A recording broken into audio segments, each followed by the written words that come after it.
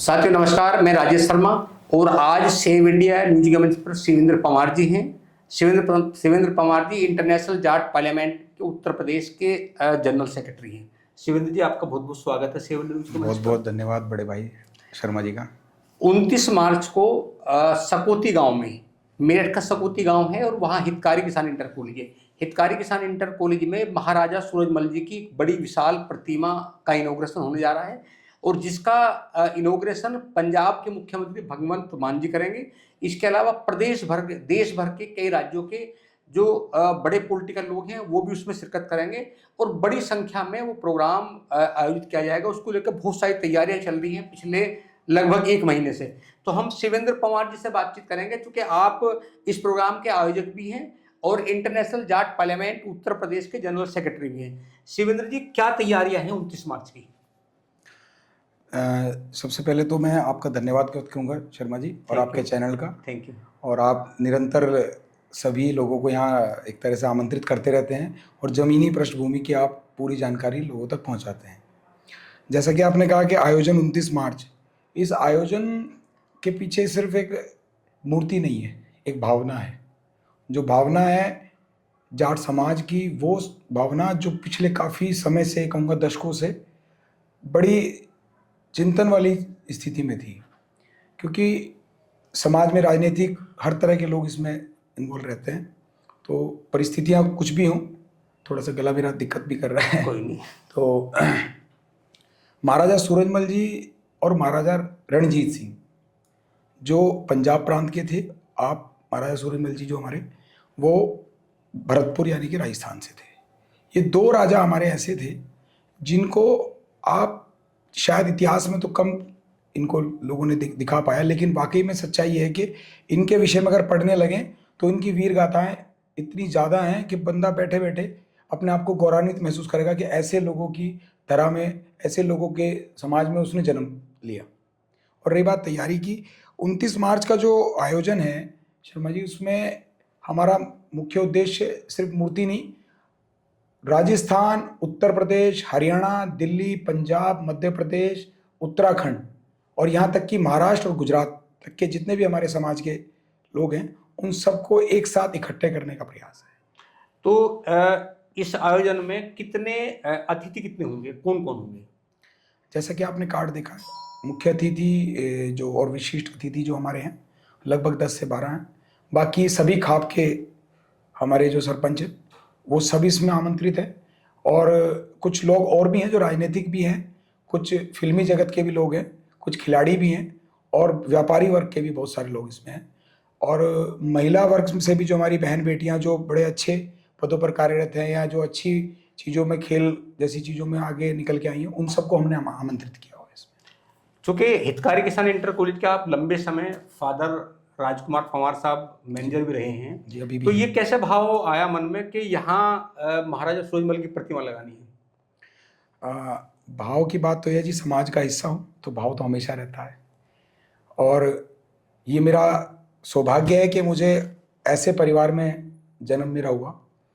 जैसे कि आपने बताया, मेरे फादर नहीं, मेरे दादाजी भी, स्वर्गीय चौधरी चमन सिंह जी भी इस कॉलेज के प्रबंधक रहे हैं 2 बार और उनके समय में ही इस हमारे विद्यालय की बिल्डिंग का अधिकांश जो निर्माण उन्होंने ही कराया और मान्यता 10वीं 8वीं के बाद 10वीं 12वीं काफ़ी सारी प्रोग्रेस उन्होंने अपने समय में की, बाकी लोगों ने भी की। तो उसके बाद मेरे फादर भी है, बीच में और भी लोग रहे। तो मेरे फादर का एक इंडिविजुअल एक मोटिव रहा है कि भाई आप सिर्फ जाट समाज की ही नहीं, वहाँ लगभग समझ लीजिए कि 70 से 80% जो संख्या है, जो बच्चों की संख्या है, वो किसी एक समाज की नहीं है, वो 36 बिरादरी की है। जाट समाज के लोग बच्चे तो कम ही होंगे शायद वहाँ, लेकिन हमारा मुख्य उद्देश्य शिक्षा पे भी है। वहाँ आज की डेट में हर तरह की सुविधा है, बच्चों के लिए ओपन जिम है, इंडोर जिम है और अभी कंप्यूटर क्लास हमारा संगठन वहाँ अभी ऑर्गेनाइज करा रहा है। लाइब्रेरी हमने बनाई दी है हमारे विद्यालय ने और कुछ लोगों ने और भी सहयोग किया उसमें। और जैसे कि कुछ चीज़ें मूलभूत ज़रूरत होती है, एडेड स्कूल में क्या होता है कि आप या किसी भी तरह का धन नहीं ले सकते। पुराने समय में कुछ लोग उल्टे सीधे चीज़ें करके बच्चों से ले भी लेते थे। हमारे फादर के समय में किसी भी प्रकार का बिल्डिंग फंड नहीं लिया जाता और अतिरिक्त शुल्क भी कुछ नहीं लेते। तो जैसे जनरेटर वगैरह बहुत सारी चीज़ें ऐसी हैं जो माइनर होती हैं, तो हमने उन सब चीज़ों पे काम किया है। और जनपद, मैं आपको जानकारी दूं, जनपद मेरठ में एकमात्र हमारा ही विद्यालय है जिसमें 10 किलोवाट की सोलर की सुविधा भी है, जो यहाँ के क्षेत्रीय विधायक हैं, एमएलसी हैं, शिक्षक से। तो जो प्रतिमा लगेगी महाराजा सूरजमल जी की, वो प्रतिमा आपने कहाँ से मंगवाई है? ये प्रतिमा राजस्थान से आई है। और इस प्रतिमा को, ये सिर्फ 1 महीने का नहीं है, ये एक लंबा, कह सकते हैं, एक महीने में प्रतिमा तैयार नहीं हो सकती? हाँ, ये लंबा एक हमारा स्ट्रगल है। और मैं अपनी इंडिविजुअली बात बताऊं तो पिछले लगभग 2018 से मेरे अंदर मन में थी कि मैं राजस्थान पहली बार गया, भरतपुर में, सॉरी, स्पेशली।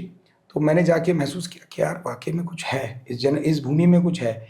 और एक समय था कि राजस्थान के महाराजा, भरतपुर के राजा, अपने महाराजा सूरजमल जी, उनकी रियासत सरदना भी हुआ करती थी।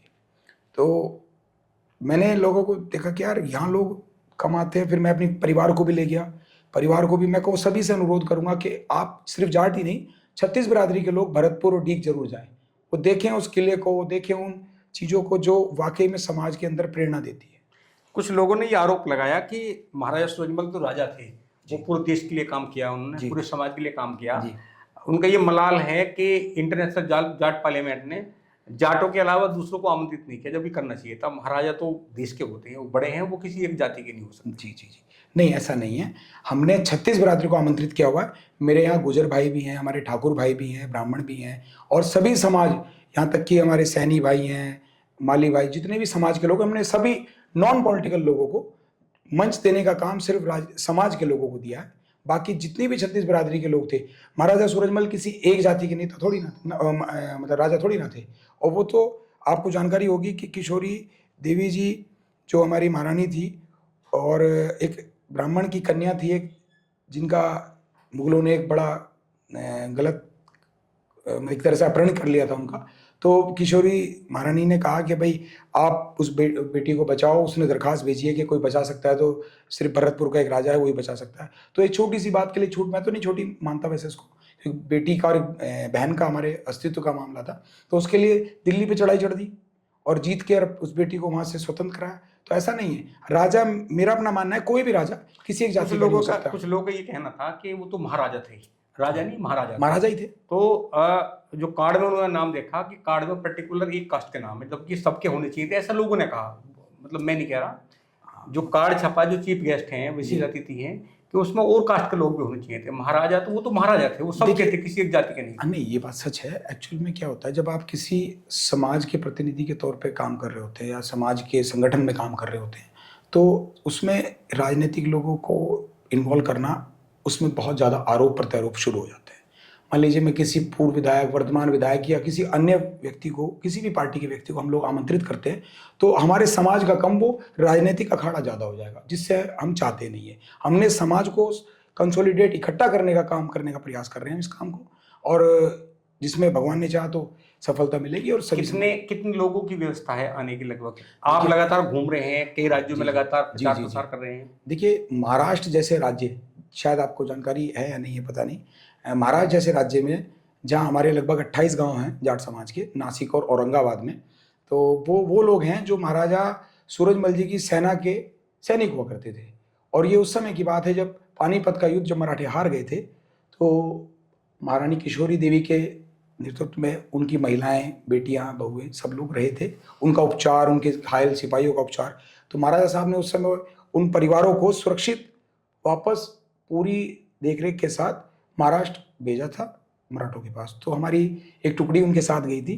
लेकिन वहाँ के जो मराठे थे, जो राजा थे, उन्होंने उस समय रिक्वेस्ट की कि नहीं, ये जो सैनिक आए हैं, लंबा समय, अब तो ट्रांसपोर्ट है, पहले तो घोड़े वगैरह इस तरह की सुविधा कई महीने लगते होंगे शायद, तो वो लोग वहीं इस्टेब्लिश हो गए। और आज वो स्थिति है कि मेरे ख्याल से लगभग अच्छी पॉपुलेशन तो है ही है, और वो 1000 की संख्या में लगभग यहाँ आने का अनुमान है। मैं इसमें आपका बहुत आपका भी आभार और धन्यवाद व्यक्त करता हूँ। एक चीज़ मुझे और कहनी थी। देखिए, इस पूरे कार्यक्रम में एक चीज़ और हमने मैसेज देने का प्रयास कर रहे हैं हम, कि कुछ लोग सिख भाइयों को हमसे अलग मानते हैं, जबकि सत्यता ये नहीं है। जट, सिख और जाट, क्योंकि लैंग्वेज ऑफ टोन, जो टोन है वो थोड़ा भिन्न हो जाता है। जो जट है वो भी जाट ही है, और सिर्फ भगवंत मान जी को ये समझे कि भाई ये कोई पंजाब प्रांत के मुख्यमंत्री को क्यों बुलाया। ये जब आंदोलन हुआ था, किसान आंदोलन, जब आपने देखा होगा, तो सिख और जो हमारे सिख जाट थे और अपने हरियाणा और उत्तर प्रदेश के जाट थे, सब एक साथ थे। तो हमारा निरंतर प्रयास ये है कि किसी भी जगह का, हमारे उत्तर प्रदेश में रामराज में, बैसूमा में, मुरादाबाद में, पीलीभीत में, अन्य जिलों में हमारे सिख भाई रहते हैं, जाट भाई रहते हैं। तो हम सबको आमंत्रित कर रहे हैं। साथ ही हमारी जितनी भी इसमें बहन बेटियां हैं समाज की, मैं उन सबसे अनुरोध करूंगा कि वो सब पूरी भारी संख्या में, पूरे अच्छे मतलब प्रयास के साथ, बहुत अच्छे तरीके के साथ अपने हमारे इस कार्यक्रम में आएँ। और बहन बेटियों के लिए विशेष तौर पे हमारा इसमें प्रबंध रहेगा ताकि वो सब इस चीज़ को देख सके। और उसमें बहुत सारा शानदार एक हमारा जो कल्चरल प्रोग्राम होता है, सांस्कृतिक कार्यक्रम, जो हमारे राजस्थान की कला है, उत्तर प्रदेश की कला है, हरियाणा की है, पंजाब की है, तो सबको एक मंच पे हम लेके आ रहे हैं, जिससे कि हम लोगों को अपनी समाज की जो विशेषताएं हैं उनका भी हमें उसका अध्ययन करने का मौका मिलेगा। और सकौती गांव ये समझ लीजिए कि उत्तर प्रदेश की इतिहास तो लिखने जा ही रहा है, और उत्तर प्रदेश के इतिहास के साथ साथ मैं कहूँगा कि मेरठ और मुजफ्फरनगर की सीमा का ये गांव है, और लोकसभा जिसकी मुजफ्फरनगर पड़ती है और जनपद उसका मेरठ पड़ता है। तो मैसेज नहीं दे रहे, मैसेज तो हमारा इतना है कि समाज एक हो जाए, समाज के लोग एक हो जाएं, राजनीति करने वाले लोग अपना काम करते रहें, हमें उससे कोई दिक्कत नहीं है। हमारा मुख्य उद्देश्य, हमारे संगठन का उद्देश्य, हमारे राष्ट्रीय अध्यक्ष का उद्देश्य सिर्फ इतना है कि जाट समाज किसी भी तरह से एक हो और 36 बिरादरी के लिए काम करे। जब तक 36 बिरादरी के लिए काम नहीं करेंगे, जब तक एक समाज कभी डेवलप नहीं हो सकता। आपको सभी समाज को एक साथ लेके चलना पड़ेगा। उसी सोच के साथ हमारा संगठन और हमारा समाज काम करेगा। यही हम सबसे उम्मीद रखते हैं कि आप 36 बिरादरी सभी लोग इसमें आमंत्रित हैं, सब लोग पूरी भारी संख्या में आए। सबका बहुत बहुत स्वागत है, अभिनंदन है। तो शिवेंद्र पंवार जी इंटरनेशनल जाट पार्लियामेंट के बहुत मजबूत पिलर हैं, और चूंकि प्रतिमा का अनावरण जरूर 29 मार्च को है, लेकिन ये जो सोच है ये कई साल पुरानी है। जितनी विशाल प्रतिमा है 1-2 महीने के प्रयास में नहीं बन सकती। पहले से सोचा, लगभग 4-5 साल पहले से, कि यहाँ हितकारी किसान इंटर कॉलेज में एक प्रतिमा लगे महाराजा सूरजमल की, जो कि महाराजा सूरजमल एक अजय राजा रहे। जब उनके इतिहास के बारे में बात करते हैं तो लगभग 80 युद्ध उन्होंने लड़े और तमाम युद्ध उन्होंने जीते। तो वो दौर था महाराजा सूरजमल का कि जब पूरे देश में नहीं दुनिया में उनकी ख्याति थी। तो 29 मार्च को उनका इनॉग्रेशन होगा, और बहुत हर्षोल्लास के साथ में बड़ी संख्या में लोग उनकी प्रतिमा का इनॉग्रेशन जब होगा उस कार्यक्रम में शिरकत करेंगे। और आप पूरी जाट पार्लियामेंट के साथ में जो सब पदाधिकारी हैं उनके साथ में लगातार पूरे जो देश के कई राज्यों में लगातार प्रचार प्रसार कर रहे हैं, और वहाँ से बड़ी संख्या में लोगों के आने का अनुमान है। शिवेंद्र जी, आप आए, आपका बहुत बहुत धन्यवाद, बहुत बहुत साधुवाद।